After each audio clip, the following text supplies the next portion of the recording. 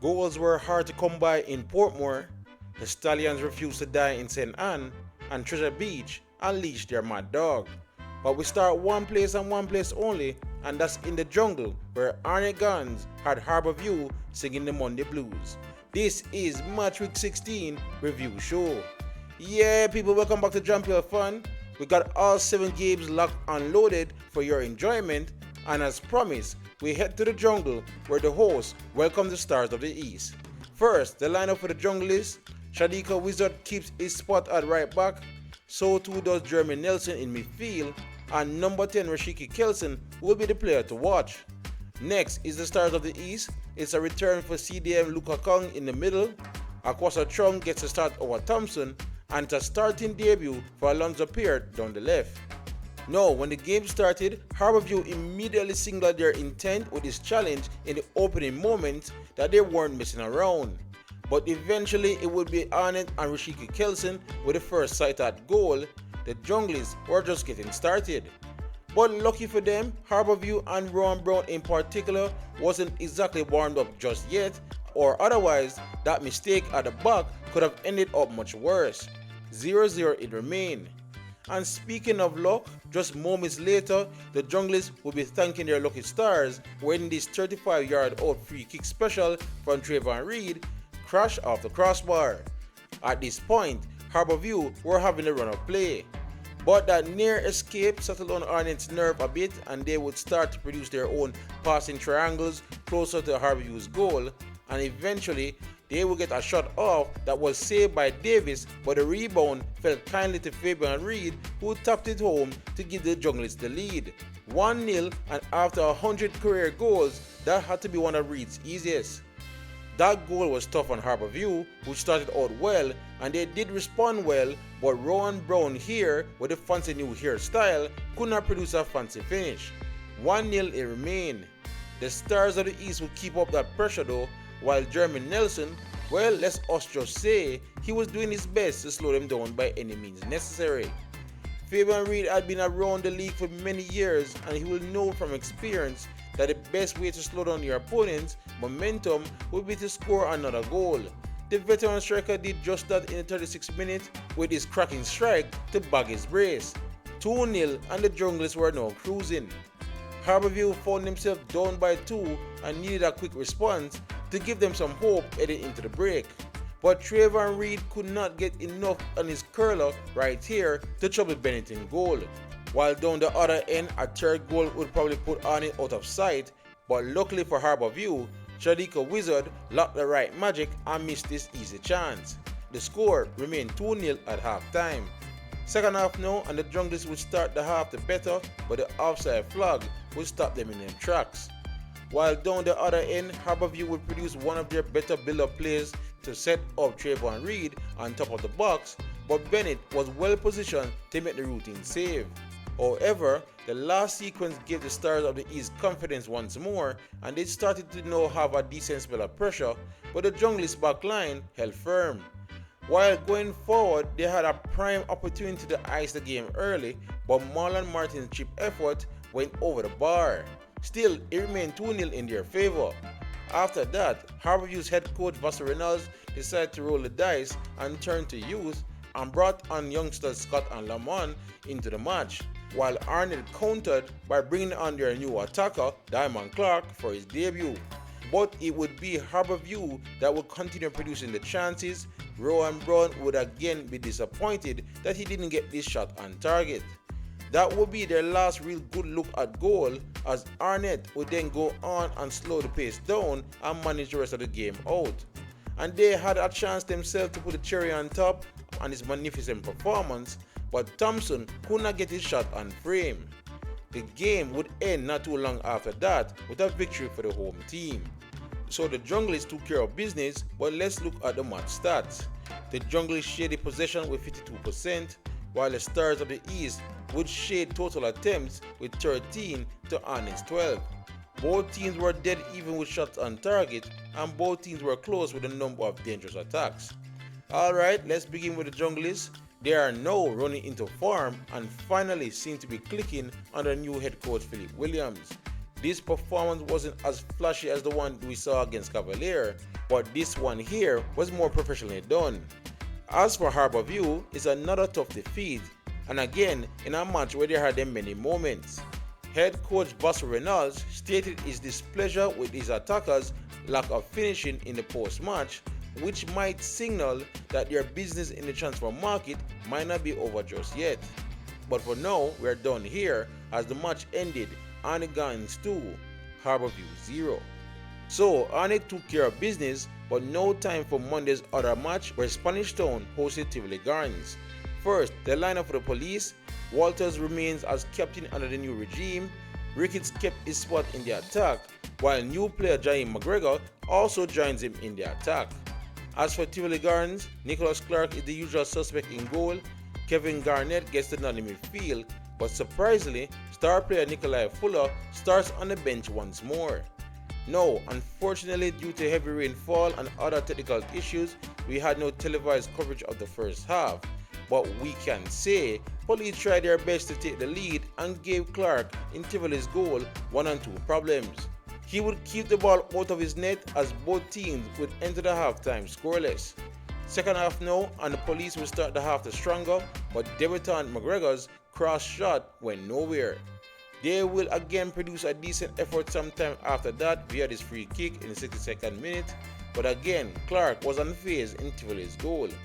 But overall, this was a poor match that lacked quality and flow, where even the usually exciting Nikolai Fuller had a hard time producing anything of note in the final third. He would eventually help produce Tivoli's best effort on goal, but his teammate could not keep their header down to give them the lead. Tivoli would keep up that pressure though and had all of the momentum in the final stretches of the match, with a goal the only thing missing. And it would finally arrive in the 90th minute thanks to this own goal from Davis to give Tivoli all 3 points at the death. So it was a match that lacked quality, but how was it in terms of stats? Well, Tivoli finished the match with more of the ball, but the Police finished with more total attempts. 4 shots on target for the home team, while 2 on target for the visitors. 73 dangerous attacks for Police, while Tivoli had 81. Alright, I will begin with Spanish Town. It was a solid effort for their first match under new ownership. They made it difficult for Tivoli to have any meaningful build-up play, but they themselves also lacked any quality in the final third.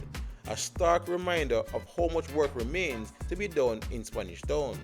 As for Tivoli, they don't seem to mind a scrappy dogfight at all. That was like their third game in a row where the performance was far from stellar, but they continue to pick up crucial points. They are a very interesting team indeed. Anyway, this one ended Spanish Town 0, Tivoli Gardens 1. From there, we head down the road to Fernita Park, where Portmore United was hosting the Maroons. First, the start 11 for the home team. Ramon Howell makes a return, so too does Rose in midfield, and Javier Brown will continue to lead the attack. As for the Maroons, this might be Robina Garner's last match before international duty. Sean Layton will look to impress once more in midfield, and it's a starting debut for Danvers and Jason Wright in the attack. Now, when the game started, Portmore would settle quicker and started the game the stronger. The Maroons weren't in trouble though, and they themselves would come closer and closer to Portmore's box, but too bad they lacked any shots of conviction. From here, both teams would have their moment of decent build-up play, but both teams were seriously poor with their final decision making once they reached each other's box. We had to wait until halfway through the half to finally get some goal mouth action. First, Ronaldo Robinson decided to try his luck and almost caught out Prince Daniel Smith on his near post, before Jason Wright down the other end found some space in the box and tried a curling shot past Russell, but the Reggae Boys goalkeeper was equal to the task.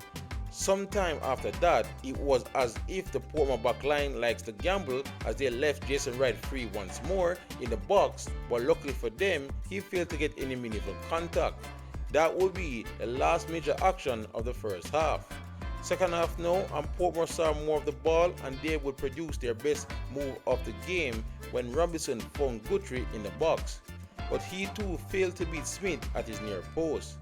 while Chapelton had a decent response and had a decent chance to take the lead after Russell was left stranded away from his goal, but Zane Pinnock went for the trees instead of the net with his wayward shot. 0-0 it remained. From here, the game had a lot of hard running, a lot of fight from both teams, but not much quality in the final third.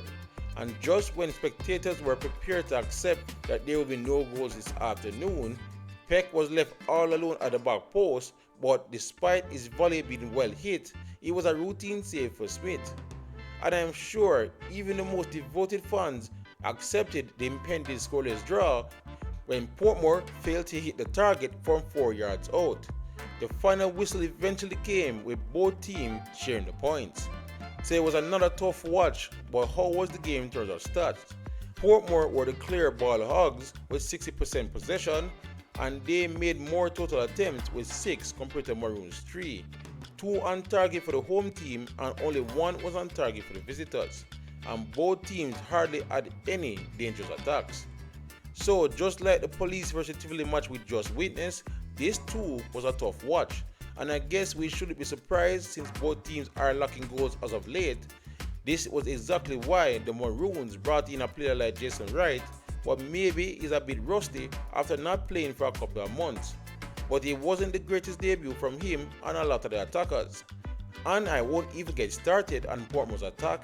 They should just go ahead and splash the cash in that department. Anyway, this one ended Portmore United 0, Chapelton Maroons 0. Now then, we move on from those two teams to two teams we know that can score, as Mount Pleasant hosted Racing United. First, the starting lineup for the home team: Kyle Ming will start and partner Cunningham in defense. Johnson Judy gets a rare start, and Warner Brown got the nod in the attack. As for the Stallions, Aaron Inel is the usual man in goal, Richardson is there at left back, and Dean Andre Thomas was given a rare start in the attack. Now, when the game started, it was an energetic start from the host. That fast start led up to this decent crack from distance from the Haitian Thomas, and then after that they will keep up the pressure, and Daniel Green will be next to crack a decent effort, but it too missed the target. Racing for their part seemed prepared to soak up the pressure all day, but it did have Molynes going forward, and if he had gotten his bearings right, they might have could have taken the lead, but it remained 0-0. But Mount Pleasant were clearly the more dangerous team, and they would be cursing their luck a few moments later after this thunderous shot from Green hit the post. Mount Pleasant were inching closer and closer, and they would finally get a chance to celebrate when Interval put this rebound into the empty net, but the assistance flag came to Racing rescue. That did not stop their momentum though, and they would end the half much stronger, but they were unable to break the deadlock before the halftime whistle. Second half now, and a constant wave of blue shirts kept up their assault straight from the tunnel. Angling here, forcing Inel to make one of his better saves of the match so far. And at this point, the home team was playing some good football, but the only thing missing was a goal. But that one blemish would finally be fixed in the 55th minute after Judy played a neat wall pass with Daniel Green before calmly slotted home past Inel. 1-0, and it was richly deserved for their dominance. In response, Racing head coach Anthony Patrick made a triple change that included excited youngsters Kadeem Young and the long-awaited return of Javon Bosco. But despite this, the run of play was all still more pleasant, with Racing finding themselves clearing shots off the line just to remain in the contest. And it was a good thing they persevered, as around the 69th minute, Reed got away from his marker before delivering a pinpoint cross to Tajay Grant, who wasn't going to miss from there. 1-1 and the home team was a bit shell-shocked. From here, Coach Topper Whitmore turned to his own bench and brought on Raheem Edwards and Alex Marshall to try regain the lead, but Racing played a smart defense, and their one drop in concentration almost let in young Nugent to score close to the finishing line, but Captain Markovich Brown would make the recovery just in time. And that would be the last major action of the match. So the points were shared at the end, but now let's look at the stats. There's no surprise that Mount Pleasant dominated possession, but I'm a bit surprised with the total attempts category. Mount Pleasant clearly was the dominant ones there. The home team had 8 of those attempts on target, while the visitors only managed one and they ended up scoring from it. And again, there was a disparity in dangerous attacks. Okay, let's begin with more pleasant. Some beautiful football was played at times, but this was a frustrating final result. They clearly dominated, but it's goals that win matches and they failed in that area. As for racing, I said it in the preview, expect Anthony Patrick to set up his team to frustrate their hosts, and they did exactly that flawlessly. Even better, getting a goal back after giving up the first goal took some guts, and again, racing continued to impress in that category. Anyway, on that note, once again this one ended more pleasant 1, Racing United 1. Alright, sticking on the North Coast, we now head to Jarry Park where Montego Bay was hosting Dunbeholden. First, the lineup for Mobe. No, this is a rare sight as there is no natural centre back in the lineup, although Philando Wing has now become an expert in that position.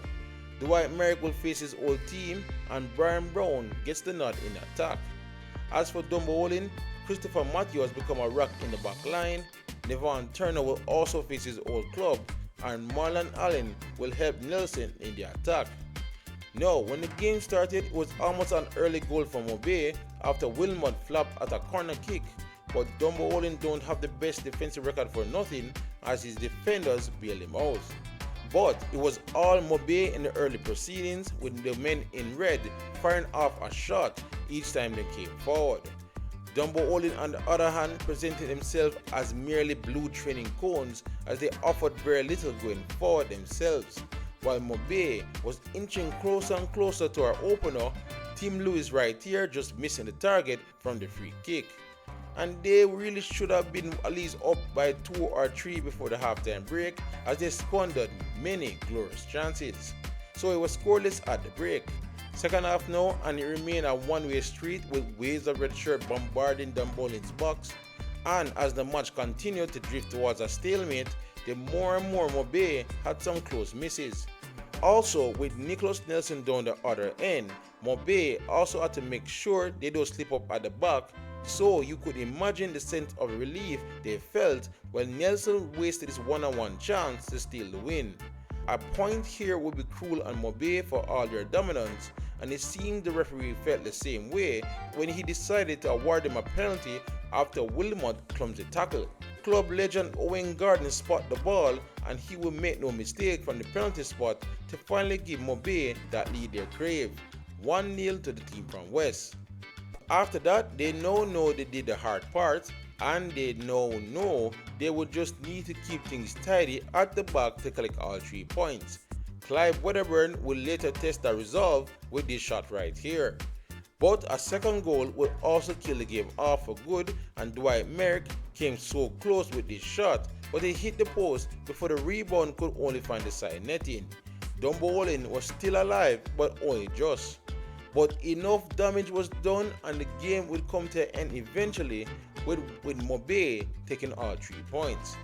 So Mobe were in control, but how was the game in terms of stats? Well, it backs up Mobe's dominance. They had 70% possession. They also had 19 total attempts compared to the visitors' 7. 10 were on target for Mobe, while only 1 was on target for Dunbeholden. So yeah, Mobe were indeed in full control and really sure had scored more goals.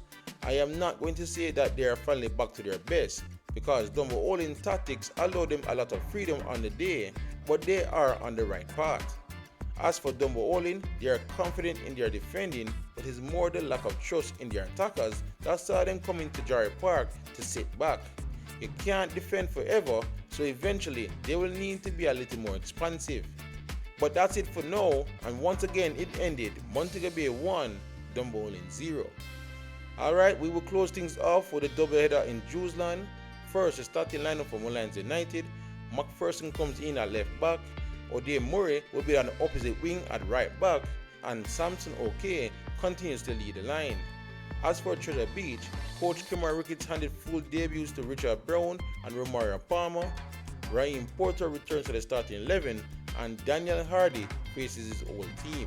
Now, when the game started, it would be Treasure Beach that started the game the brighter, but it would be Molynes to produce the match's first half chance, but they hit it over the bar. But Treasure Beach kept going, and after this cross found an unmarked Daniel Hardy in the penalty box, the former Molynes United player did well to swivel and shoot, quickly give the visitors the lead in the 7th minute, 1-0. Molynes would almost find an immediate response, but Roshan Livingston could not keep his shot on frame.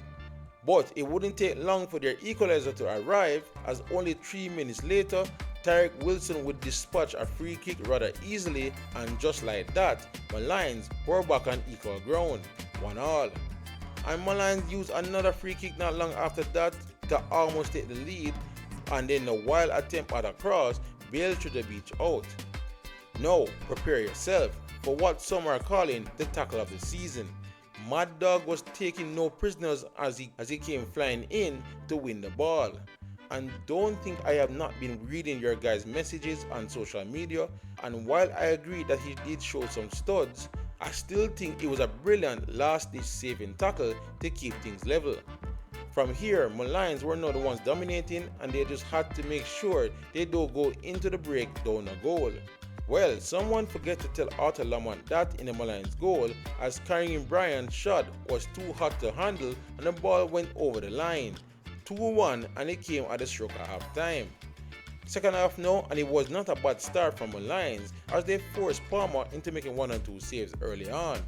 But majority of the half, Treasure Beach were relaxed and were just managing the game out, limiting Molynes' goal scoring chances to almost 0.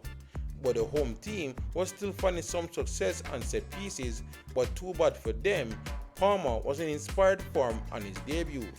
And Treasure Beach had the game to wrap up in their hands with this 1v1 opportunity in the dying moments, but the less said about the shot, the better. But in the end, it didn't matter as Treasure Beach picked up vital 3 points. So it was a good victory by the away side, but how was the game in terms of stats? Treasure Beach shared possession with 52%, while Molynes made more total attempts with 11. 6 were on target for the home team, while only 3 were on target for the visitors. Let's start with Molynes. That really was a flat start to the match, and they never really recovered. They finally were tested chasing a game, and they failed at the first hurdle. With their undefeated run now broken, their true test begins now. As for Treasure Beach, the new signings made an immediate impact, which should be pure delight for head coach Kemar Ricketts. They still have plenty of work to do though, and these 3 points were simply invaluable towards safety. Now onto our final game where Firehouse faced the Dunkin' Destroyers. First 11 for Waterhouse, a second debut was handed to Shaquille Dyer in the back line. The same was done for Cardell Bembo in midfield, and young Dwight Berger comes in at left wing back. As for the defending champions, Quinn Thompson gets a rare start. There's no Denzel McKenzie in the starting 11, so Romarian Thomas takes over his playing role in midfield, and Chad James continues to lead the line. No, it was a confident start by Omani Leacock and Waterhouse, but eventually Cavalier would settle on the ball and they would have their first crack on goal thanks to Ainsworth, but he sailed right over the bar. While down the other end, Berger was having himself quite the game. I was 2 for Shamar Watson on this occasion, and Cavalier were just happy it wasn't a penalty. But overall, the game lacked flow as both teams were just simply cancelling out each other. And when you thought it would remain a stalemate heading into halftime, Joe McCleary got a big chance in the box, but he failed to hit the target. But he will do much better on this occasion. Too bad the crossbar got in his way to keep things scoreless at the break. Second half now, and this time Cavalier were the quicker starters out of the blocks, while down the other end, Bemba had a half chance at the back post, but he couldn't get this shot on target. Sensing the need for more firepower, both teams made some personnel changes. Ajuma Johnson came into the game for Waterhouse, while Denzel McKenzie also came into the game to add some punch to Cavalier's attack. But both teams didn't really see much difference in their fortunes in front of goal though after these substitutions. But Cavalier will later get a bit of advantage in the dying moments after Dwyer was given a second yellow card for this late tackle. But the defending champions failed to make use of their man advantage in the final moments as the match would peter out into a dull stalemate. So that was far from an exciting game, but how was the game total stats? Waterhouse saw more of the ball with 57%, but Cavalier edged them with total attempts. But only a combined total of 9 between the two teams paints an ugly picture. Both teams also only had 2 shots on target. So yeah, that match was far from pretty. It's clear to see that both teams lack enough goals in their squad, but Cavalier will feel especially disappointed to drop points as they had the better chances. As for Waterhouse, not a bad first game under new head coach Javier Einstein, but he has a difficult job to do in fixing his attack. Anyway, this one ended Waterhouse 0, Cavalier 0. So that was match week 16, and unfortunately it lacked a bit of goals. But anyway, here's how the table shaped up before the midweek matches. Montego Bay extend their lead at the top with 32 points now from 16 games. Racing are still in second though with 29 points. Portmore stay in third with 27 points. Mount Pleasant missed their chance to try bypass them with 24 points. And Cavalier stayed steady in fifth with 23 points. Tivoli are holding on to the final playoff spot with 22 points. Arnett has made a huge jump with 6 points out of 6 to reach up to 7th. Chapelton are also in the mix with 19 points. Dunbeholden are 9th with 17. Waterhouse dropped all the way down to 10 now with 17 themselves. Molynes are hovering over relegation with 16 points. Beach are now out of relegation with 15 points, and Harbour find themselves in an unlucky situation right now with 14 points in 13. Chapelton Police got a heartbreaker and stay in the basement with 8 points. And as I stated before, we already have match week 17 coming up quick and fast. Here are the fixtures on the screen for you to enjoy in the midweek. But alright guys, that's all I got here from the latest review show. Thank you all for watching, and please like, subscribe and share as we look to keep you all up to date on everything on the JPL leading up to the final in May. Otherwise, for great JPL content, you're already at the right place, Jamaica Fan. YouTube, big up yourself.